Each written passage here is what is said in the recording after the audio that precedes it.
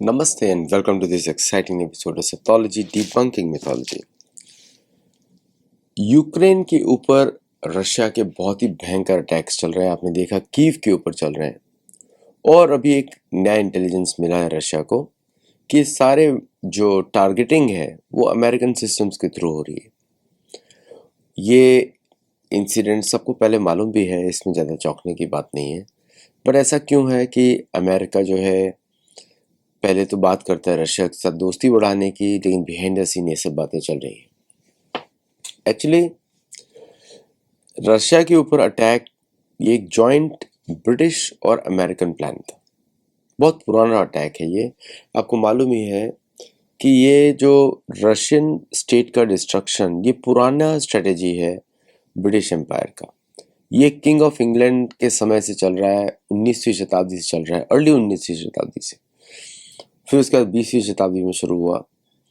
Russian hatred जो है Anglo Saxons में वो आती है चर्च की पॉलिटिक्स से। आपको मैं अपने बुक्स में बोल चुका हूँ ये, और कोई इसका रीज़न नहीं है। जैसे कि पाकिस्तान बनाने का प्लान ही यही था कि रशिया को टारगेट किया जाए। पाकिस्तान तो गलती से बन गया, ईस्ट पाकिस्तान, वेस्ट पाकिस्तान। और भारत ने एक और गलती कर दी 71 का युद्ध जीतने के बाद, ईस्ट पाकिस्तान को बांग्लादेश बनाया इंस्टेड ऑफ मर्जिंग। वहाँ पे इंदिरा गांधी फेल हो जाती है। इंदिरा गांधी ने वो काम नहीं किया जो करना चाहिए था। देखिए, जो भी लीडर दुनिया का राजनेता, मैं जनरल बातें बोल रहा हूँ, जो अपने लैंड को एक्सपेंड करता है, प्रॉपर्टी को एक्सपेंड करता है, लैंड को, राजा का मुख्य कर्तव्य वही होता है कि देश की सीमाओं को बढ़ाना। राजा को उसी पर अवार्ड किया जाता है। आपको याद होगा पांडवों ने राजस्व यज्ञ में भारत की सीमाएं बहुत बढ़ाई थी। भारत के influence Central Asia, Vietnam, Syria, इन सब जगह जो आज जो ये सब देश है, तुर्की है, इन सब देशों तक भारत को पहुंचाया था। आर्मीनिया, अभी भी वहाँ पे बहुत सारे आपको हिंदू चीज़ें मिलती हैं जो कि सनातन धर्म से कनेक्टेड है। शिवजी लिंग मिलेंगे, श्री यंत्र मिलेगा, वोल्गो नदी के किनारे विष्णु की मूर्तियाँ मिलेंगी। ये सब महाभारत कालीन है। और हमारे बहुत सारे राजा, भरत महाराज, दुष्यंत के पुत्र भरत महाराज, वो भी सेंट्रल एशिया वगैरह घूमते थे। तो उनके उनकी ही पिक्चर्स को बोलते हैं गिलगमेश, क्योंकि वो जब छोटे बच्चे थे तो वो शेर को बाहों में दबा देते थे। ये उनकी कहानियां है, जिसको आजकल लोग बोलते हैं मेसोपोटामियन, सीरियन और हिटाइट, सिमाइट, ये सब नाम है, वो एक ही कम्युनिटी के हैं, मेसोपोटामियन। और थोड़ा डिफरेंसेस हो सकता है, 400 साल, 500 साल, लेकिन कल्चर तो सेम रहेगा। जैसे आज जो कुषाण डायनेस्टी के सेंट्रल एशिया में जो मिलते हैं नरसिंहदेव की मूर्तियाँ, या फिर आपको गुप्ता पीरियड की मिलती हैं विष्णु की मूर्तियाँ, सिंजियांग प्रोविंस में गणेश की मूर्तियाँ, वो सारे महाभारत कालीन है। क्योंकि आपको ये देखना पड़ेगा, हर युग का धर्म होता है। त्रेतय यद ध्यायतो विष्णु त्रेतायाम अचितो मखे। तो त्रेता युग के जितने भी स्थल होंगे यज्ञ वेदिका होंगी। जैसे कि आपने देखा साउथ अमेरिका में यज्ञ वेदिकाएं, सब जगह यज्ञ वेदिकाएं ज़्यादातर। द्वापरी परिचर्याया, द्वापर में मंदिर मिलेंगे सारे आपको। द्वापर युग में मंदिर, द्वापर युग बहुत बड़ा होता है, 8,64,000 वर्ष का होता है, और उसको कम नहीं किया जाता। अगर द्वापर युग कम नहीं होगा तो कलयुग कैसे कम होगा। इसलिए मैं साइंटिफिकली, देखिए पुराण की ज्ञान जो है ना वो साइंटिफिक होती है, वैज्ञानिक होती है। ऐसा नहीं कि पुराण जो लिखने वाले हैं उनको कोई ज्ञान नहीं, विज्ञान नहीं है। They are very good scientist. Romaharshana Suta ने लिखी हैं, उनके नेतृत्व में लिखी गई हैं सारे 6 पुराण। और त्रय्यारुणी, रोमहर्षण सूत, जो सूत गोस्वामी के पिता हैं, उन्होंने लिखी हैं। वो तो स्वयं ही वैज्ञानिक माने जाते हैं। सूर्य की किरणों पे उनका बड़ा शोध रहता था। तो ये जितने भी जियोपॉलिटिकल इवेंट्स देख रहे हैं वो हेट्रेड के वजह से, हेट, डीप हेट्रेड। जैसे पाकिस्तान को क्रिएट किया गया यूजिंग इस्लामिक हेट्रेड। इस्लामिज्म जो है हिंदुओं से शुरू से चिढ़ता है, और इस बात को भारतीय राजनीतिकों को समझना पड़ेगा, बड़ी अच्छी तरह दिमाग में घुसाना पड़ेगा कि इस्लामिज्म और सनातन धर्म एक साथ नहीं रह सकते, नहीं रह सकते। क्योंकि एक आसुरिक है और एक सुर है। जो वेदों के अनुसार एक अधर्मी है और एक धर्म है, तो अधर्मियों के साथ धर्म कभी रह नहीं सकता। अधर्मियों को हराया जाता है। चाहे मॉडर्न कॉन्टेक्स्ट देख लें कि इतना कॉम्प्लेक्सिटी आप मैनेज नहीं कर सकते। कितना आप कॉम्प्लेक्सिटी मैनेज करोगे, आप थक जाओगे मैनेज करते करते, और ये पतन का कारण बनता है फ्यूचर में जाके। आई थिंक जो फ्यूचर जनरेशन मेरा सुन रही है लेक्चर्स, वो उनको ये बात ध्यान होनी चाहिए कि भगवान ने जगत आपको दुख देने के लिए, दुखालय तो है ही, लेकिन वो नहीं देना चाहते दुख आपको। मोस्ट से तो दुख होता है भोक्तृत्व हेतु रुच्यते, वो हमारे हिसाब से होता है, हम ही लोग डिसाइड करते दुख है किसी के। अब आते हैं यूक्रेन और रशिया की लड़ाई, वही हेट है। English church, Catholic church versus Russian church. Russian church ने उनको सरेंडर नहीं किया, and that is a problem, Russian orthodoxy.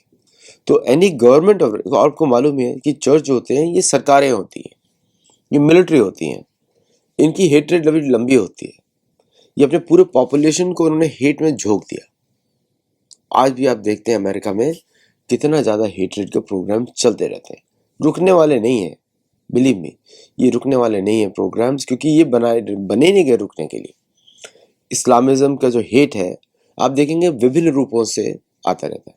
अब देखिए कॉकरोच जनता पार्टी है, cockroach Janata party old wine in a new bottle, मतलब कि वही सेम हेट है। हिंदुओं के विरुद्ध, हिंदू क्यों शासन कर रहे हैं, मोदी क्यों शासन कर रहे हैं, मुसलमान क्यों नहीं कर रहा, क्योंकि मुसलमान तोड़ देगा कंट्री को, बेच डालेगा। हम लोगों ने देखा है कितने सारे मुस्लिम, जनरली सबके लिए बात नहीं कर रहा हूँ, लेकिन मेजोरिटी इतिहास यही देखा है। जैसे कोई इस्लामिक लिए अमीर अंसारी को देख लो, वाइस प्रेसिडेंट बनने के बाद भी गाली दे रहा है हिंदुओं को। देख रहे हैं आप, आमिर खान को एक्टर जो है उसको भी देख लो आप, हिंदू लड़कियों से शादी करनी है उसको, उसकी पॉपुलेशन कम करनी है, जिहाद चल रहा है उसका। ये अब you can not stop it unless you finish it. Future generation Bharat का जो यूथ होगा वो इसको बिल्कुल टॉलरेट नहीं करेगा, बिल्कुल टॉलरेट नहीं करेगा। वो इस जनरेशन से हम देख रहे हैं, क्योंकि ये इनकम्पैटिबल है, ये स्टेट पे डिपेंड होते हैं, खा जाते हैं उसको। अगर कोई इनको, आप इनको सिर पे चढ़ाएंगे, क्योंकि बड़ी अनएजुकेटेड पॉपुलेशन है, आप सिर पे चढ़ाएंगे तो मांगते रहेंगे मांगते रहेंगे मांगते रहेंगे, उनको लगता है कि कोई और देगा, दूसरे लोग अपना खून काट के इनको दें, रुकने वाला नहीं है। यूक्रेन जो है वहां से रशिया बनाया गया था, उसको कैप्चर करने के बाद अब देखिए कैसे उसको दबाया जा रहा है। और भारत ने बड़ा चालाकी के साथ, मुझे क्वेश्चन बहुत होते हैं, लेकिन बड़ा चालाकी के ऑपरेशन सिंदूर को लिमिटेड रखा।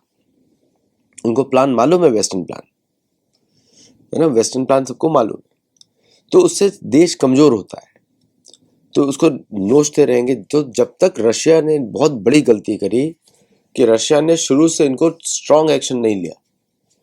आइडियली मिलिट्री स्ट्रेटेजी बोलती है कि they could have done strongest possible action and acquired Ukraine, क्योंकि रशिया के पास वो भारत वाली लिमिटेशन नहीं है। दोनों ही कंट्रीज रशियन बोलती हैं, दोनों ही कंट्री क्रिश्चियंस और ज्यूज है, easily two could have taken it. Bharat के साथ प्रॉब्लम कुछ और है कि ये मुसलमान कंट्री है, और इसके इसके साथ अमेरिका उसके अंदर बैठा हुआ है ओपनली, ये भारत के साथ प्रॉब्लम है। लेकिन भारत को अमेरिका से कोई डर नहीं है, अमेरिकन एसेट से भी डर नहीं है। The amount of drainage they have created, जो स्ट्रैटेजी बनाई थी कि रशिया का तेल प्रोडक्शन को ऑफ कर देंगे तो भारत डिपेंडेंट हो जाएगा बाकी कंट्रीज पे, एग्जैक्टली यही हुआ। उसकी रिफाइनिंग कैपेसिटी कम कर दी, उसका प्रॉफिट कम कर दिया। Same strategy will be used against India, same Ukraine war template है, समझे। जब तक कि भारत जो युद्ध को है चंद्रगुप्त मौर्य के जैसा यूरोप के अंदर लेके नहीं जाता, वेस्ट में लेके नहीं, ये खत्म नहीं होने वाला तब तक। थोड़ा मुझे स्पष्ट बोलना पड़ेगा, क्योंकि ये स्थिति बड़ी अजीब सी है, लॉजिकल नहीं है। क्योंकि हेट है, हेट रेट कभी लॉजिकल नहीं होती, चिड़ी होती है, लॉजिकल नहीं होती। लॉजिकल होता है कि कोई प्रॉब्लम्स है, मतलब जेन्युइन प्रॉब्लम्स है। अब देखिए दुखालय है, यहाँ पे लोग मर रहे हैं, बीमार हो रहे हैं, वो लॉजिकल प्रॉब्लम्स है। ये लॉजिकल प्रॉब्लम्स है क्योंकि युद्ध क्रिएट करना है, तेल का शॉर्टेज, भारत की सरकार बदल नहीं है किसी भी तरह से, हुक और क्रुक। तो ये इसी को अटेम्प्ट किया जा रहा है बार बार, और मोदी जी को अवार्ड देके मोदी जी को शांत किया जा रहा है कि भाई चुप रहो, हमको भी काम करने दो, ये सब किया जाता है। ऐसा नहीं होता कि सारी कंट्रीज मिलकर अवार्ड दे रही, कोई तो बता रहा है ना, कोई तो बोल रहा है ना पीछे से। ऑन देयर ओन तो दे आर नॉट डूइंग, क्योंकि सबको ट्रेड डील्स चाहिए, तो मोस्ट रिवॉर्डेड, रिगार्डेड, ऐसे करके। क्योंकि मोदी जी की पकड़ बड़ी सॉलिड है। सो इसलिए किया जाता है। तो ये जो पूरा जो गेम है जो भारत के विरुद्ध जो खेला जा रहा है, इसको समझने की आवश्यकता है।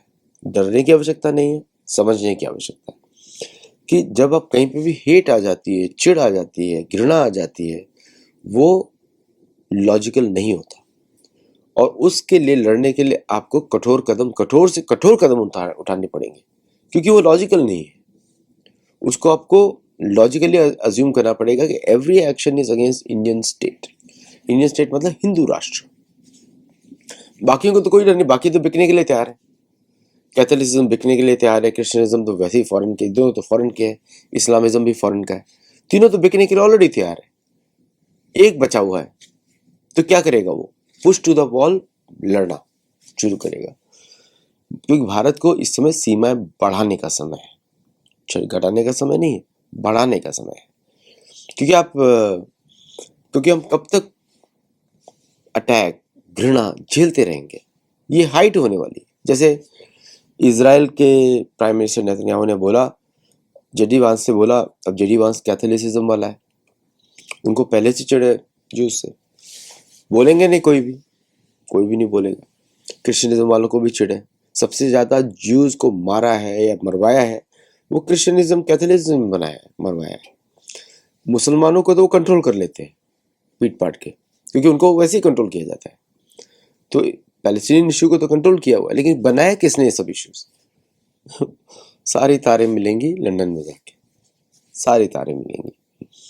मोनार्की बैठी हुई है, तो उसी के इंटेलिजेंस एजेंसीज होते हैं।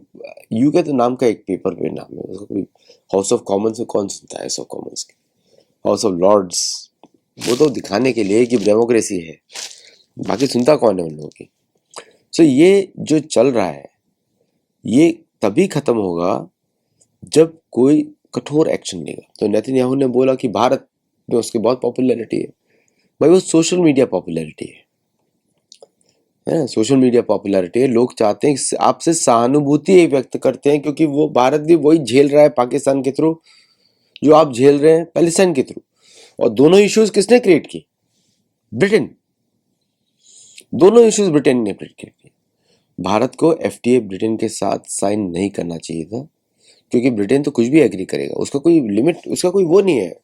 वो क्या बोलते हैं, थाली का बैंगन है, उसको कुछ नहीं समझना, उसको सिर्फ पैसा नोचना है कहीं से भी। पायरेसी भी उन्होंने शुरू करी, तो ओरिजिनल तो वही है क्रिएटर। अमेरिका की सारी प्रॉब्लम्स का क्रिएटर ब्रिटेन ही है। अमेरिकन ने ब्रिटेन के किंग के विरुद्ध ही आजादी ली। सेटलर्स ने इतना चिढ़ते थे, शुरू के प्रेसिडेंट्स बोलते थे हमको ईस्टर्न रिलीजन वेस्टर्न रिलीजन को मिक्स करके अमेरिका बनाना है, ये बोलते थे वो। बाद में ब्रिटेन ने घुस के वो चेंज करा दिया, जुडेयो क्रिश्चियन। ब्रिटेन का वो काम है, वो जुडेयो क्रिश्चियन, क्योंकि ब्रिटेन ने ही अमेरिका के अंदर जूस को स्थापित किया। रॉकफेलर, रॉथस्चाइल्ड्स, ऐसे करके मोनार्की जो अपना स्टेट का पैसा इन लोगों को देती थी इन्वेस्टमेंट करने के लिए, that's why they are controlled by the state. कभी कभी ये लोग हावी हो जाते हैं, कभी कभी वो लोग हावी हो जाते हैं। एक स्ट्रॉन्ग किंग आएगा, इनको पकड़ लेगा वापस। इनकी सारी तारें वहां पे जुड़ी हुई है, क्योंकि वायलेंस का राइट है, दे वांट टू रिटेन। और भारत के साथ भी वही रूल लगता है कि हिंदूज और भारतीय धार्मिक people reserve the right to violence. नहीं तो ये सुधरेगा नहीं, ये बिगड़ता जाएगा। फॉर फ्यूचर सोचिए, फ्यूचर जनरेशन के बारे में। आपने मेरे बारे में मत सोचिए, हमारे अगली तीसरी जनरेशन के बारे में सोचिए, चौथी जनरेशन के बारे में सोचिए। क्या वो कृष्ण के भक्त नहीं बनने चाहिए? क्या राम के भक्त नहीं बनने चाहिए? समझ रहे हैं आप? बुद्धिज्म वाला जो प्रधानमंत्री मोदी का जो नैरेटिव था, वो वॉज वेरी कैलकुलेटेड नैरेटिव, क्योंकि China was snatching the Buddhism narrative. जबकि चाइना कुछ भी नहीं ओन कर सकता, ना उसकी भाषा है, ना उसका रिलीजन है, ना उसका कल्चर है, तीनों ही भारत से है। चीन, south Korea, north Korea. South Korea में अमेरिका सक्सीड हो गया इवेंजलिज्म के थ्रू, इसलिए आप देखते हैं वहां पे एथिज्म आता है। एथिज्म का अर्थ क्या होता है मालूम है आपको? जो चर्च का विरोध करे उसको एथिस्ट बोलते हैं।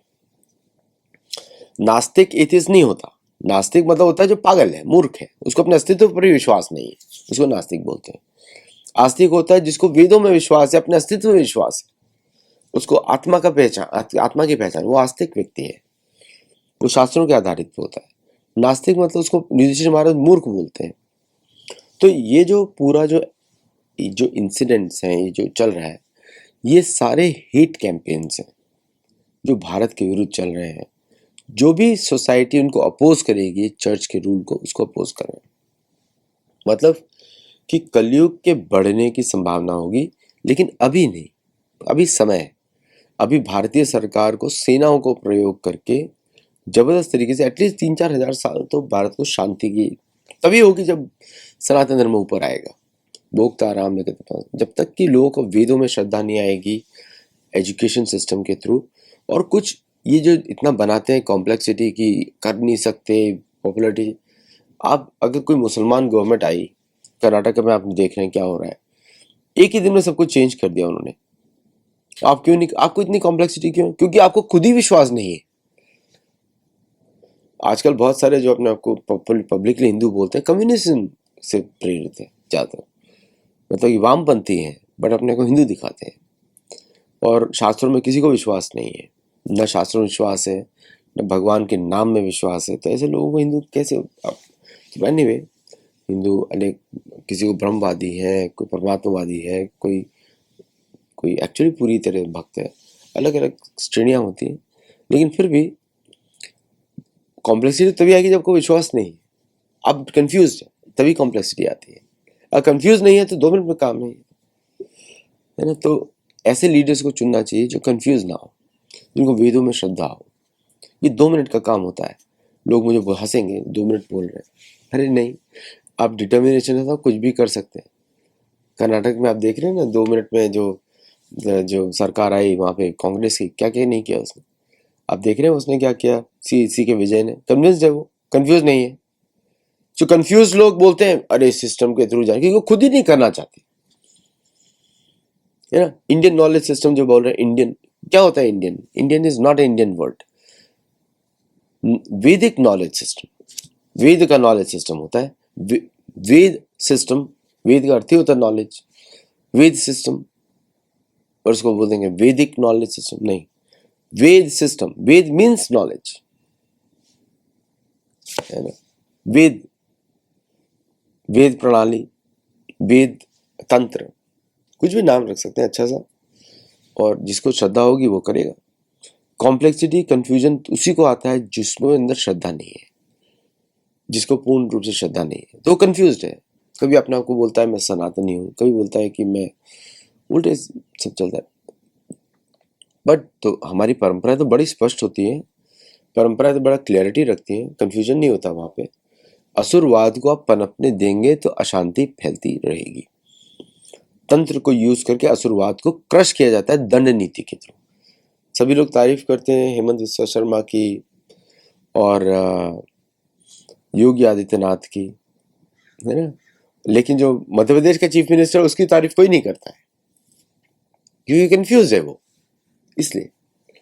तो कंफ्यूजन को हटाइए और स्ट्रिक्ट एक्शन लीजिए, क्योंकि प्लान तो वही है जो यूक्रेन, अब यूक्रेन टेम्पलेट बन गया। Ukraine is the new template ना, Ukraine is the new template. वही काम यूज किया जाएगा पाकिस्तान को to create long term planning. तो जो भारत का जो भी एक्शन होगा has to be so extreme, extreme, Sindhu 2.0 का जो भी होगा, that there is no chance of further. तो फुल हैमर थॉन्ग करना पड़ेगा। नॉट लाइक हमारे ही लोग हैं, जो कचरा गैंग जो है ना, वो जो बात करता है, हमारे लोग हैं तो अब जाओ उनके घर में बन जाओ, आपको बकरा बना देंगे वो लोग। अरुंधति रॉय पाकिस्तान में रह जाके, उसको क्या हश्र होगा, शी विल फॉरगेट एवरीथिंग।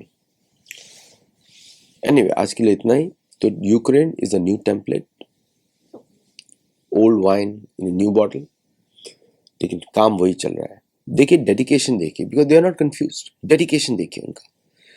1904 से प्रोग्राम चला रहे हैं। वर्ल्ड वॉर 1 किया, वर्ल्ड वॉर 2 किया, ये मतलब यूरोपियन वॉर 1 किया, यूरोपियन वॉर 2 किया, अभी भी चल रहा है। 91 में, 91 में आके तोड़ भी दिया, लेकिन प्रोग्राम वही चल रहा है। इसी, दिस इज नोन एज, असुर पूरा डेडिकेटेड है, कन्विंस्ड है। जो धार्मिक लोग हैं, सुर लोग हैं, कन्विंस नहीं है। चंद्रगुप्त मौर्य ने अपने कन्विक्शन में पूरा अलेक्जेंडर मैसेडोनिया तक जीत लिया था सब कुछ। अब तो सब लोग लिख रहे हैं बुक्स उसके, मेरी पहली बुक में है वो। So this is the time to take confusion हटा दीजिए। हम वेदों की रक्षा कर रहे हैं, सनातन धर्म की रक्षा कर रहे हैं, ऋषि मुनियों की रक्षा कर रहे हैं, और डिसाइसिव युद्ध करिए। डिसाइसिव युद्ध जरूरी होता है, युद्ध अवॉइड नहीं कर सकते आप अवॉइड करेंगे तो आप पिटते रहेंगे, गुलाम बनते रहेंगे। भारत गुलाम बना क्योंकि उसने युद्ध दोस्ती करने की कोशिश करी। असुर से दोस्ती करेंगे तो असुर खा जाएगा आपको, है ना। तो हमारी जो जनता, आम जनता, जिसके ऊपर एक्सट्रीम वायलेंस करके इस्लामिज्म को थोपा गया, अगर हमारे साधु संत रुक जाते तो आज तो भारत हिंदू रहता ही नहीं, पर साधु संतों ने बचा लिया एक्सट्रीम वायलेंस के विरुद्ध। लेकिन सेनाओं को क्या हुआ? किसी भी साधु ने ये नहीं बोला सरकार को कि आपको एक्सट्रीम वायलेंस यूज करनी है। युद्धे च पलायनम शौर्य तेज धीतिर दाक्ष युद्धे च पलायनम दानम ईश्वर भावश्च। कंट्रोल करना है, पूरा कंट्रोल करना है नैरेटिव। चाणक्य नीति को पूरा तो फॉलो करिए, पूरा। तो चलिए आज तक के लिए इतना ही। Thank you very much. If you like the video, like करिए, शेयर करिए, हाइप करिए, मेंबर्स बनिए, हमारे गुरुकुल में जुड़िए और अपनी मानसिकता बदलिए। धर्म के थ्रू आपको पॉजिटिव रीइंफोर्समेंट मिलता है, इसलिए हम लोग बोलते हैं प्रोग्राम धर्म कनेक्ट। बहुत सारे प्रोग्राम्स में नाम बोलते रहते हैं। So I want to see you in my Gurukul as soon as possible. Register करिए, उसका लिंक्स हमारे डिस्क्रिप्शन में है। Namaste and I will see you in the next show. Thank you.